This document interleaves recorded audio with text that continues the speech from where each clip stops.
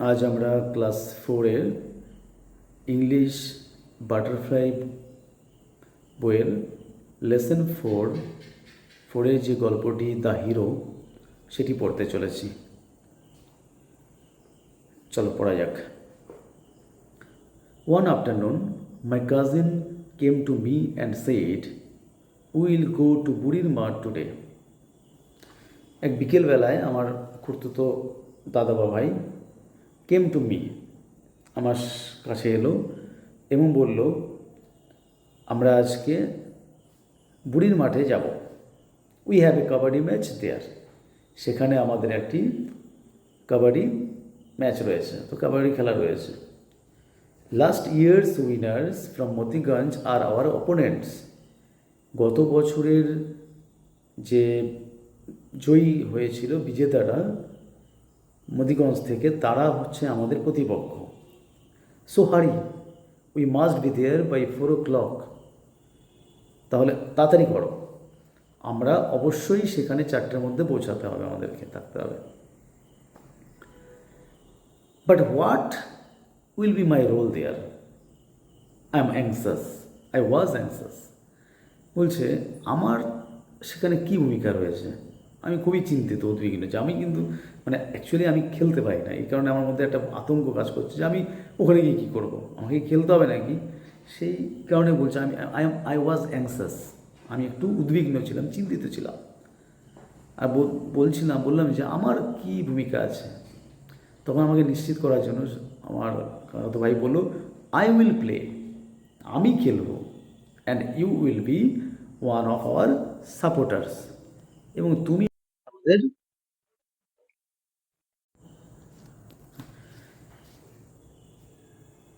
I will play and you will be one of our supporters. আমি খেলবো এবং তুমি আমাদের যে ভক্তরা আছে, যারা আমাদের পক্ষে যে দর্শকরা আছে, তাদের মধ্যে তুমি একজন হবে।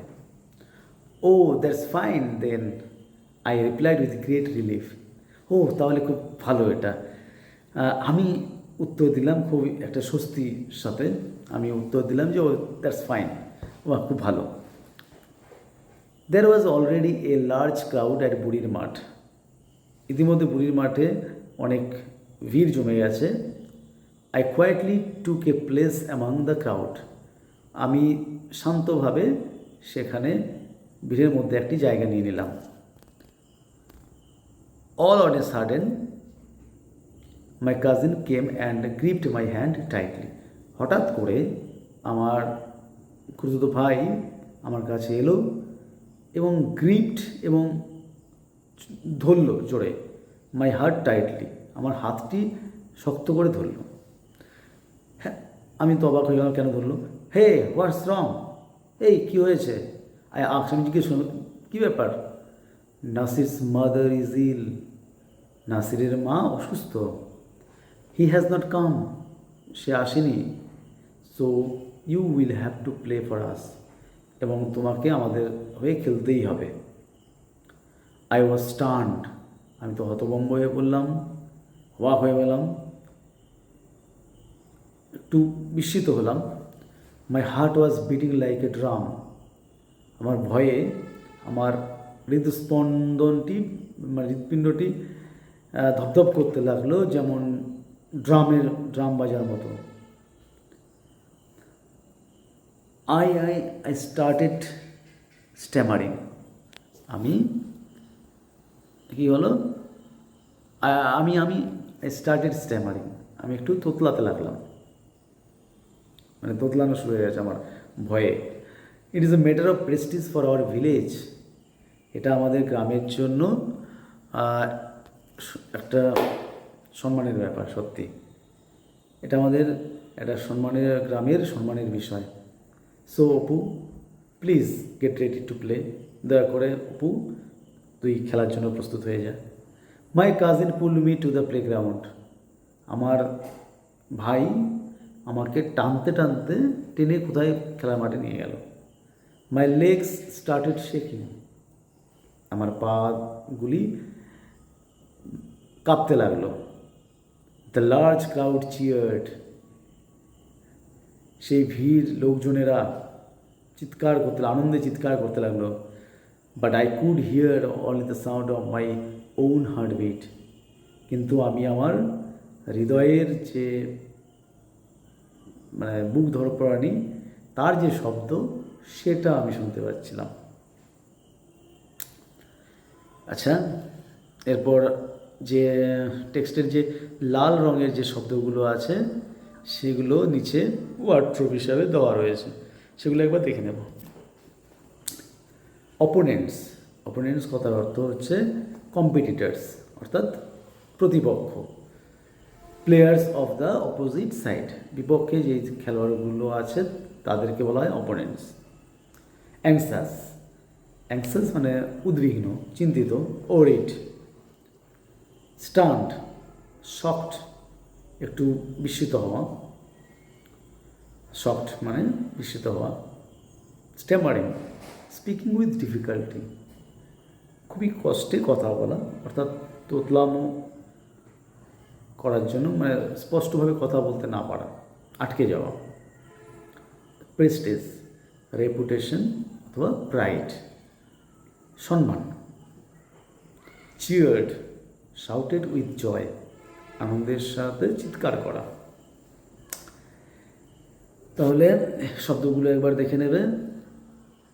এবার আমরা এই অংশের যে অ্যাক্টিভিটিগুলো আছে সেগুলো একটু দেখে নিই। আচ্ছা, activity 3, right T for true and A for false statement in the given boxes. ডান দিকে প্রত্যেকটা বাক্যের ডান দিকে বক্স দেওয়া আছে, সেই বক্সগুলোতে আমাদেরকে যদি বাক্যটি ট্রু হয় তাহলে টি লিখব, এবং যদি বাক্যটি এ ফলস হয় অর্থাৎ মিথ্যে হয় তাহলে এফ লিখব। তাহলে এর আগে কী আছে? Apu went to see a football match. অবশ্যই অপু ফুটবল ম্যাচ দেখতে যায়নি, অপু কাবাডি ম্যাচ ছিল সেখানে।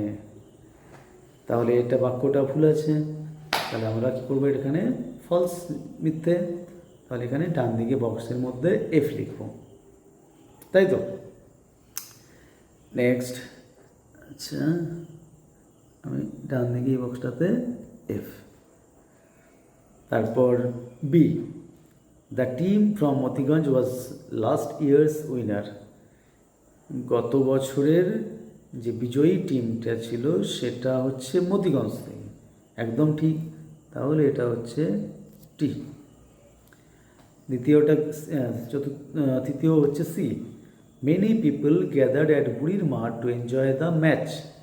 অনেক লোকজন জমায়েত হয়েছিল বুড়ির মাঠে এই খেলাটি উপভোগ করার জন্য, একদম ঠিক, অনেক লোকই গিয়েছিল, এটাও টি। নেক্সট হচ্ছে D, Nasir pulled Apu to the playground. Nasir অপুকে খেলার মাঠে টেনে নিয়ে গিয়েছিল, একদম নয়, ভুল আছে এটা, কারণ নাসির তো আসতেই পারেনি, তার মায়ের অসুস্থতার জন্য। কে নিয়ে গিয়েছিল টেনে আমার অপুকে? তার খুড়তুতো ভাই, তাহলে এটা ভুল, তাহলে এটা আমি লিখব এফ। একদম হয়ে গেল। চলে যাই অ্যাক্টিভিটি 4-এ। অ্যাক্টিভিটি 4-এ কী আছে? একটা চার্ট রয়েছে, তার দেখা যাক কি ম্যাচ করতে হবে column A with column B to make meaningful sentences. অর্থাৎ কলাম এতে কিছু বাক্য রয়েছে এবং কলাম বিতে কিছু বাক্য রয়েছে।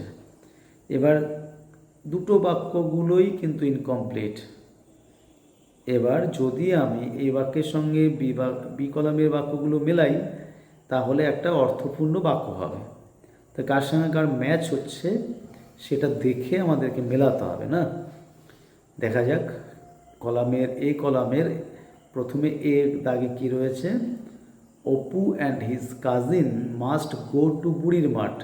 অপু এবং তার খুড়তুতো ভাই অবশ্যই বুড়ির মাঠে যাবে। কেন যাবে? কটার কি যাবে? আমরা ডান দিকে বাক্যগুলো পড়ে নিই চট করে। Because his mother is ill, কারণ তার মা অসুস্থ, একদমই নয়, মাঠে তার মাকে দেখতে যাবে না। ফর আওয়ার ভিলেজ, আমাদের গ্রামের জন্য।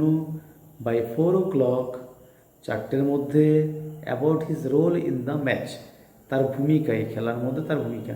যাই হোক, এটা এখানে দেখতে পাচ্ছি 3 নম্বরটা অ্যাপ্রোপ্রিয়েট এবং সুন্দর মিনিংটা হচ্ছে Apu and his cousin must go to বুড়ির মাঠ বাই 4 o'clock, তাকে অবশ্যই বুড়ি মাঠে 4টের মধ্যে যেতে হবে। আচ্ছা, তাহলে বিদাগ, অপু ওয়াজ অ্যাংসাস, অপু খুবই উদ্বিগ্ন ছিল বা তো চিন্তিত ছিল। কেন ছিল, কি বিষয় নিয়ে? আচ্ছা, এটা আমরা পড়েছি বি কলামের ডান দিকে নিচে 4 নম্বরে আছে about his role in the match, এই খেলাতে তার ভূমিকা নিয়ে সে চিন্তিত ছিল। সুন্দর। তারপরে হচ্ছে C, Nasir has not come, Nasir আসেনি। তাহলে এক দাগে, বি কলামে এক দাগে, because his mother is ill, কারণ তার মা অসুস্থ ছিল, অসুস্থ, তাই সেই কারণে সে আসেনি। ডি দাগে, it's a matter of Prestige, এটা হচ্ছে সম্মানের বিষয়। কার জন্য? ফর আওয়ার ভিলেজ, আমাদের গ্রামের জন্য এটা সম্মানের একটি বিষয়। তাহলে আমরা মোটামুটি দ্বিতীয় পার্টের অ্যাক্টিভিটি 3 এবং অ্যাক্টিভিটি 4 করা হয়ে গেল। আজকের জন্য এই অংশটুকুই, এটা ভালো করে তোমরা বাড়িতে পড়ে নেবে। Thank you.